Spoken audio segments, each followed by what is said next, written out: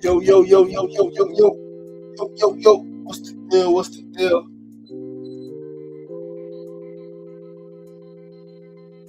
What's the deal? What's going on? What's going on? What's going on? Good people, peace and love. Happy Friday. What's this Freedom Friday, baby? Another episode of SRDaily. We are closing out the week, closing out week 100. Right? We're closing out week 128, man. Today's a better day than yesterday was. Yesterday ended up being beautiful, a beautiful day, a great day. Every day above ground is a great day, man. But it was definitely had its challenges. Today I woke up feeling better, feeling lighter. Got some emotion out, had some dreams. I able to go through some stuff in my dreams. The dream world is the real life, right? It's the real world. So grateful I'm able to process in my sleep. Right. Resetting my disciplines, resetting my month almost over. May 29th. Last weekend of the month, man. June 1st is rolling right there. It's coming Monday. All right. Yeah, man, we here Friday. Fortune and Freedom Friday, man. Episode 638. Episode 638 of SR Daily. Closing out week 128, man. Just pushing this shit, man, day by day.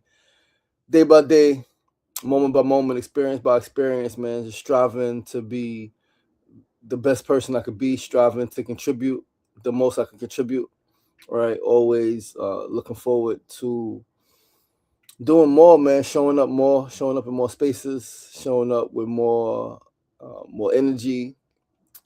Just striving to be better, man. But yeah, man, we here. We live on Facebook, we live on YouTube, and we are live on TikTok. Tell a friend and tell a friend.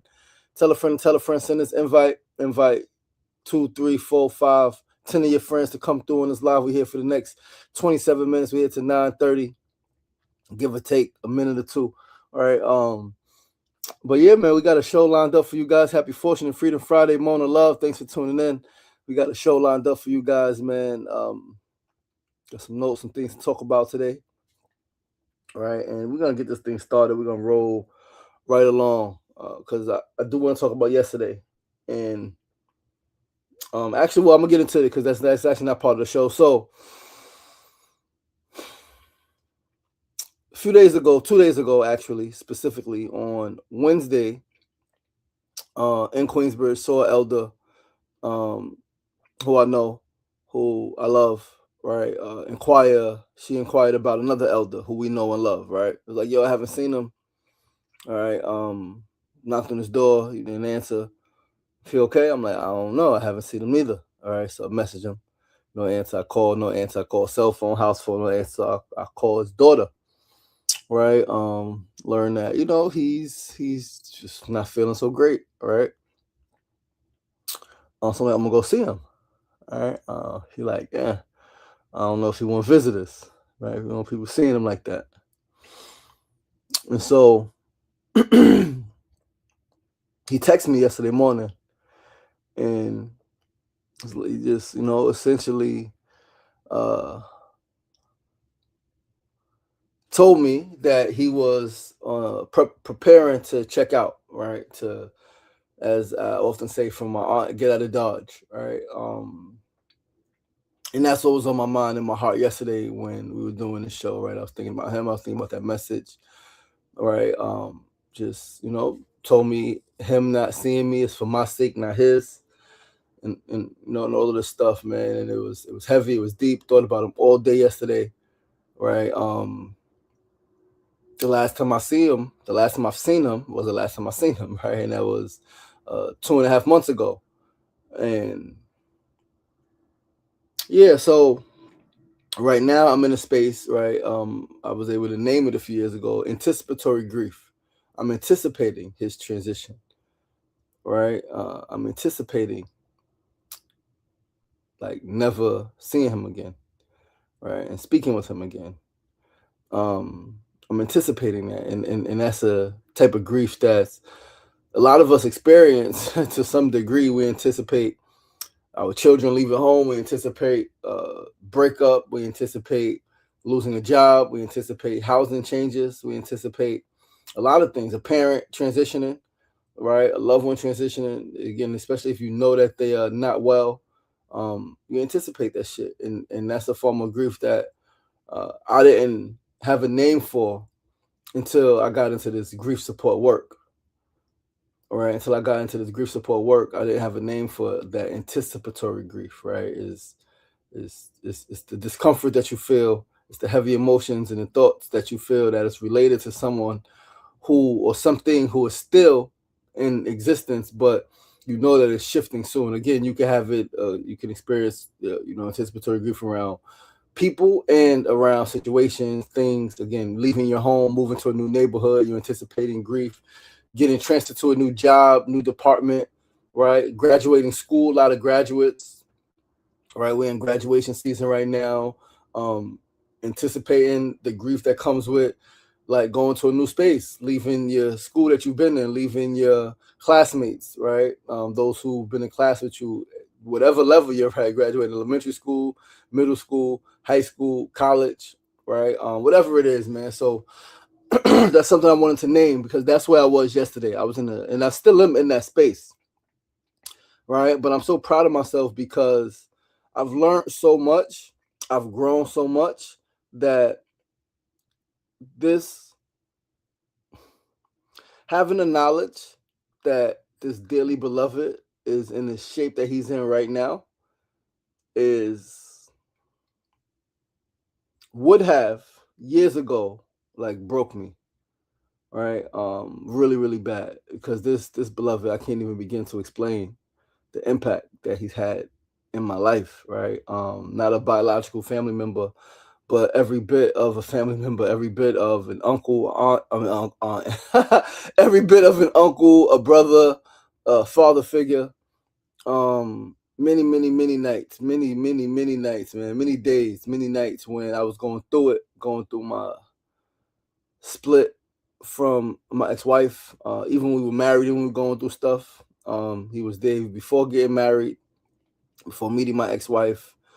He was there, man. So yeah, I'm not gonna go on too much about it, but I just wanted to name that, right? Anticipatory grief, name where I was yesterday, and talk about something I mentioned on the show a few weeks ago, last week maybe. Acceptance. Acceptance is key, right? To accept things for what they are and not what you hope they should be, not what you think they should be, not what you were promised they would be, right? But accepting things as they are does wonders for your peace, right, and your sanity, and not falling into that space of that D word, right?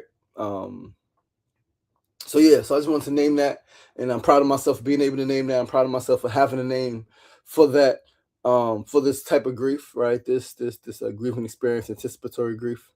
Um, And yeah, man, with that, let's go into the show, man. Once again, I'm your boy, your host, Sean Sugar Marson. You're tuned in to episode 638 of SR Daily, episode 638 of SR Daily. Man, we're going to start with our first segment of the day. Today's first segment, of course, is, well, not of course, but first segment is a phrase of the day. Today's phrase is 2 words, very simple: no limit. No limit, no limit, no limit, no limit. This was a record label, right?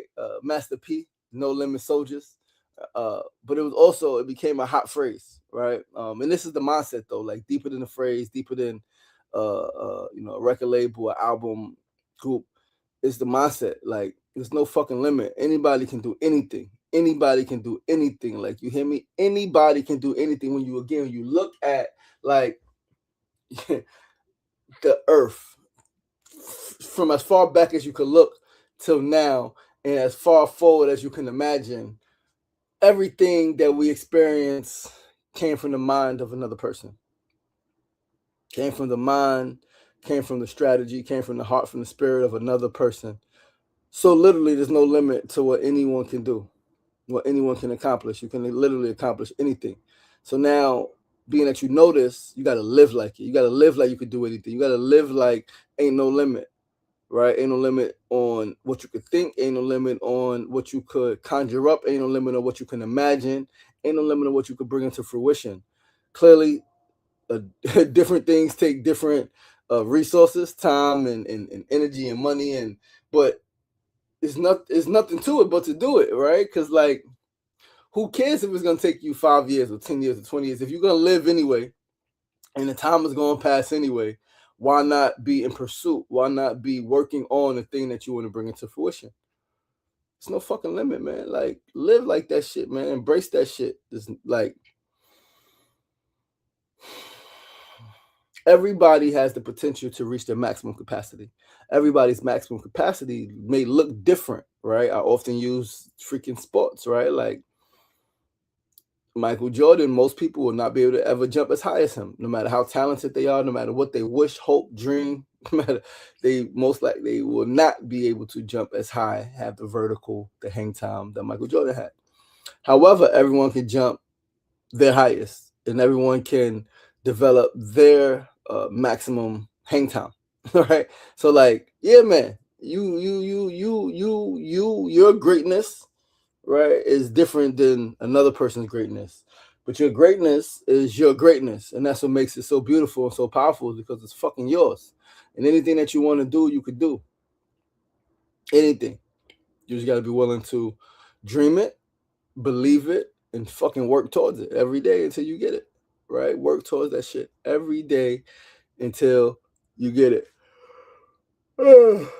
Tired. Actually, my sleep was broke a few times just waking up. Again, I had some dreams, man. I don't even remember some of these dreams, but I know they were deep. They were heavy. It was a lot of stuff going on.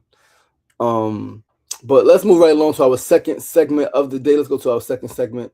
Janine said, really needed this message. Peace and love. Thanks for tuning in. Willie Will, peace and love. Thanks for tuning in. Thanks for tuning in. Yeah, girl, you can do anything.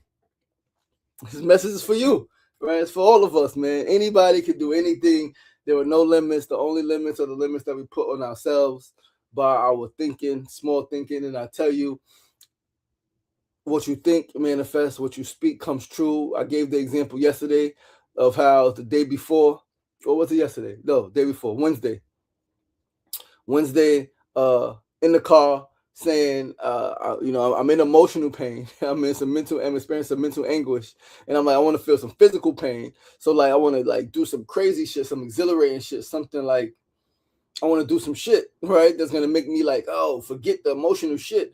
And literally, I fucking caught whiplash, and fucking my neck was hurting. A few moments later, SpongeBob. A few moments later. So yeah, like, what you speak comes true. So speak what you want. Don't speak of your challenges. Like, and if you do speak of them, don't speak of them as if like they're holding you, like they're no, like, yo, I'm experiencing this challenge. This shit will pass. Right? I'm in the middle of a storm right now. This shit will pass. No, I can't because of. No, you can't. You just curse yourself. That's a curse. Saying fuck shit, that's not a curse. Curse is saying what you can't do. Curse is speaking against yourself or speaking against someone that you love. But anyway, yeah, let's go to our second segment of the day, man. Today's second segment, our Needs No News of the day.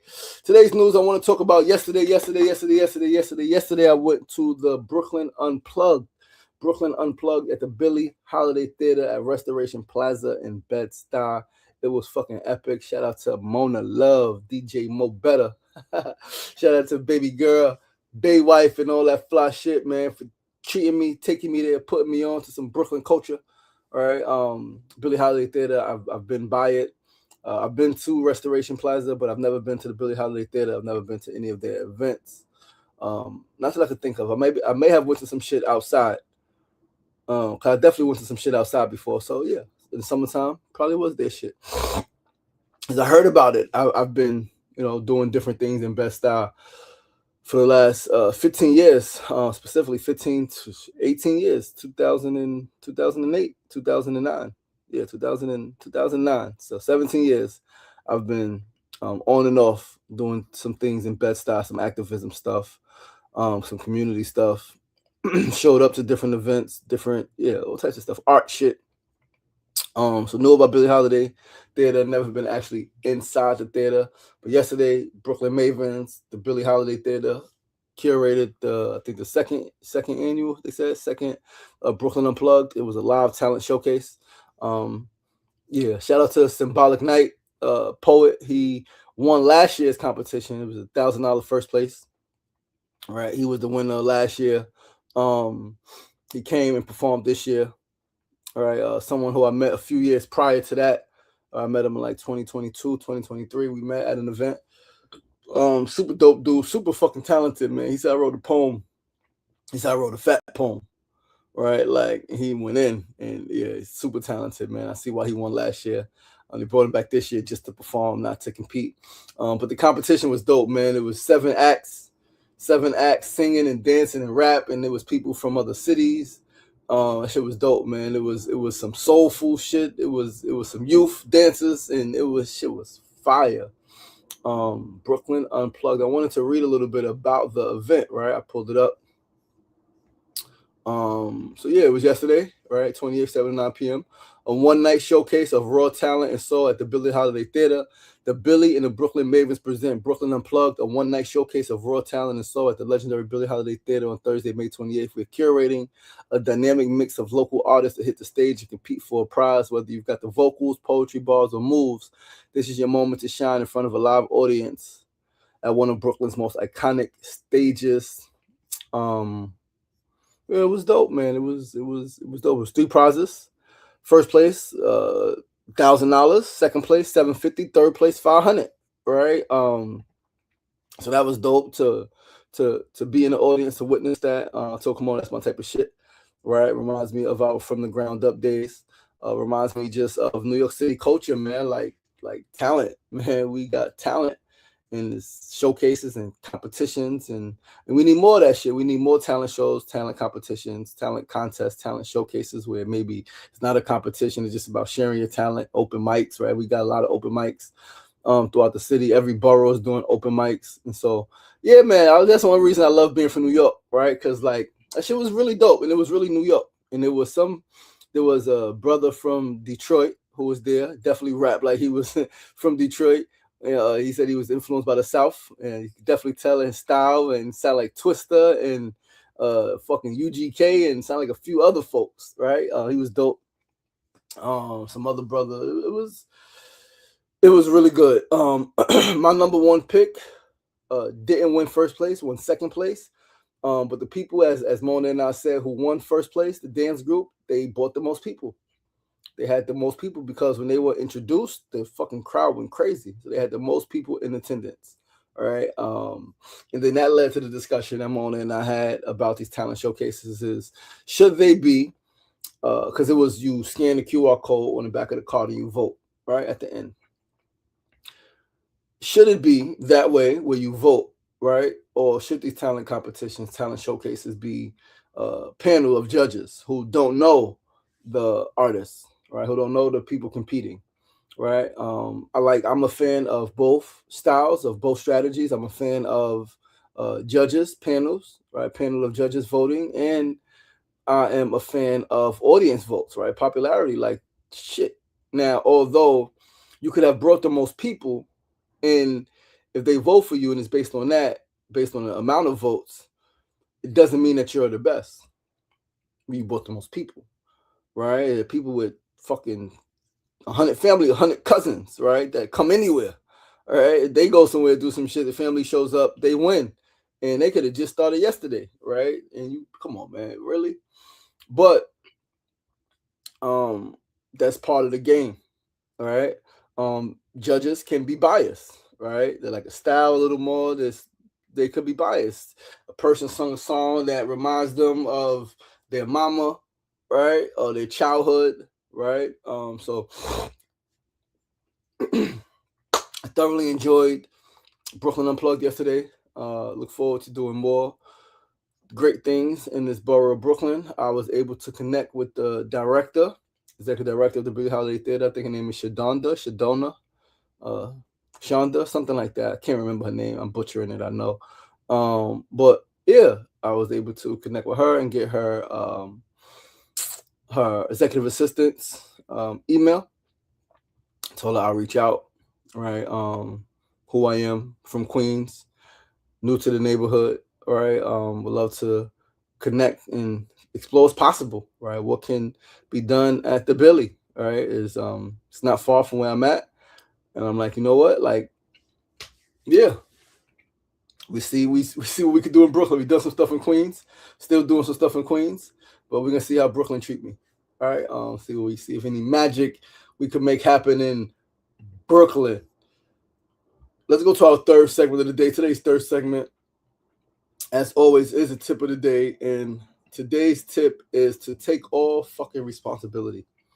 Fuck it, take all the responsibility. If you ain't do it, it ain't your fault.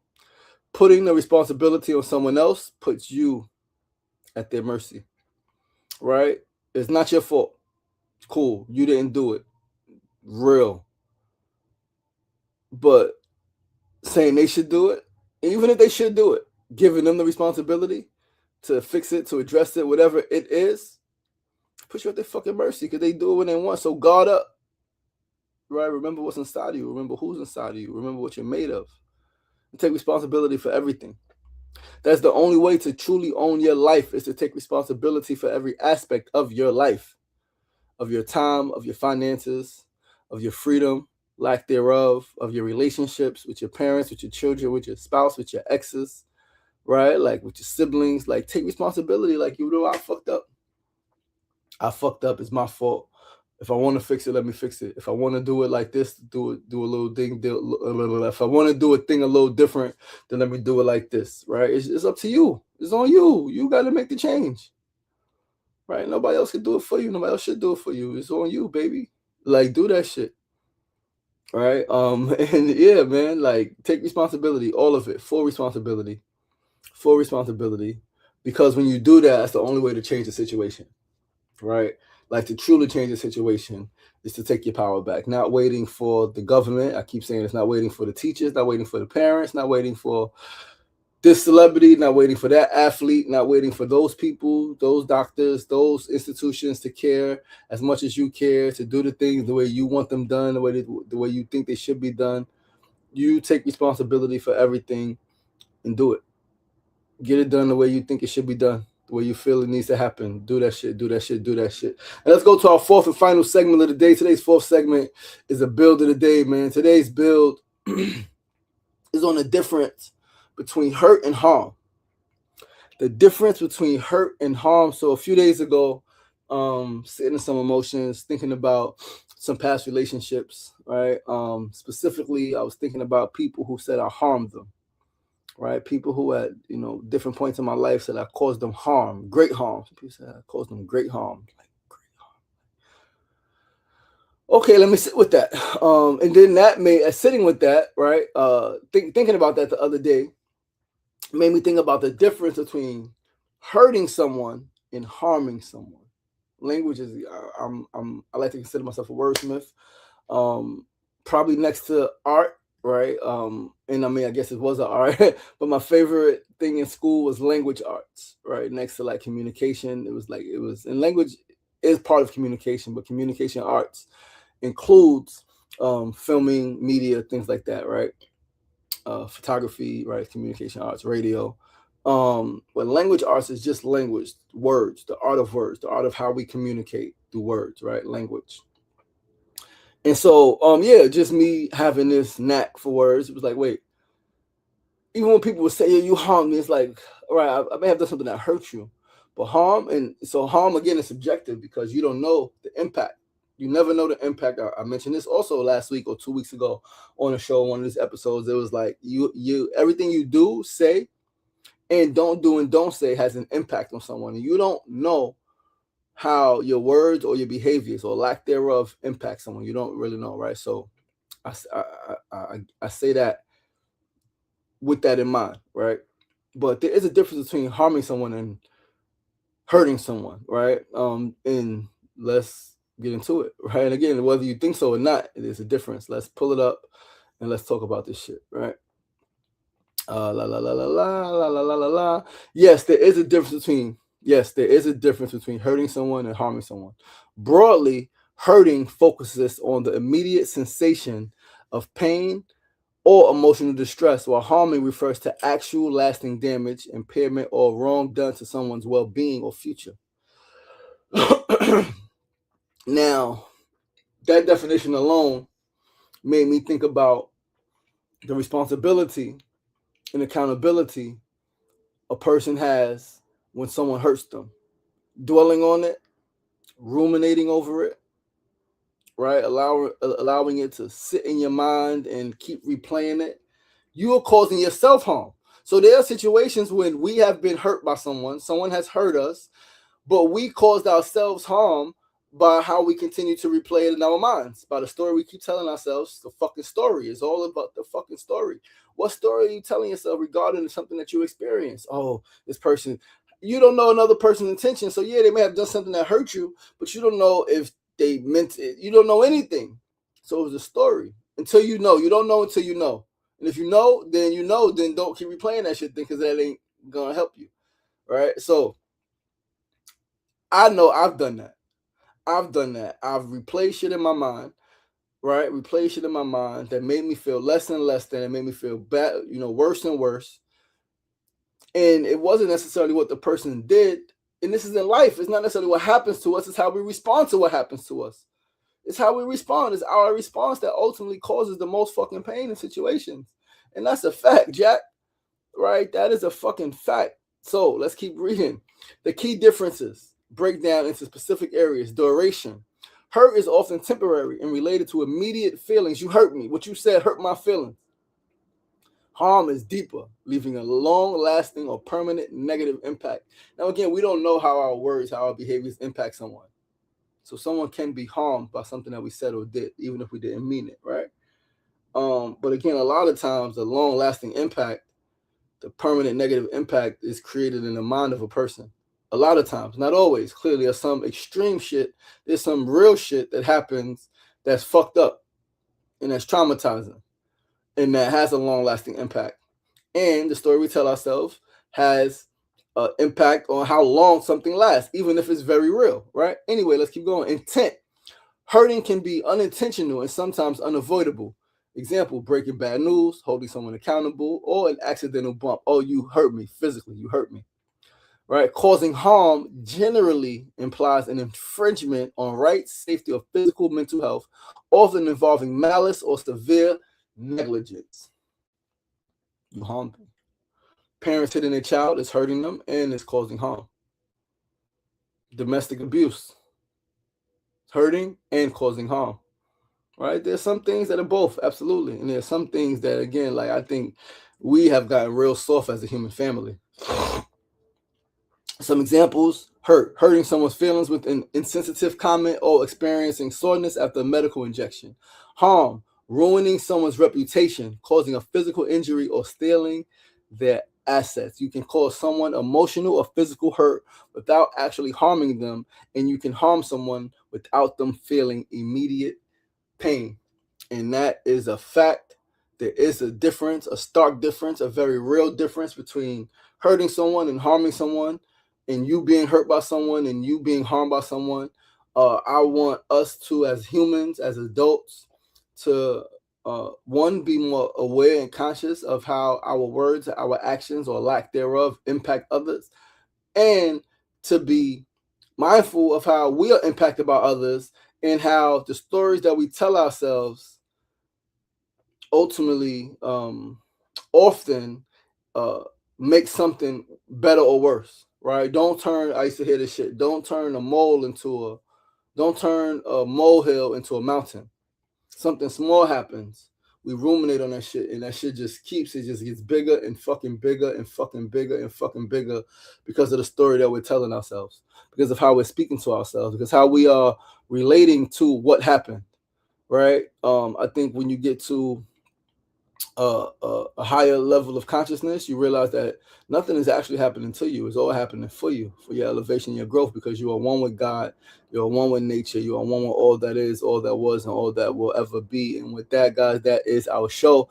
Listen, thank you guys so much, man, for tuning in, rocking with your boy. It's another fucking week down, 128 weeks 638 episodes, man. I'm your boy, your host, Sean Sugar Marston. We're coming up on episode 650 in a couple of weeks. And then it's going to be 700 in a couple of weeks after that.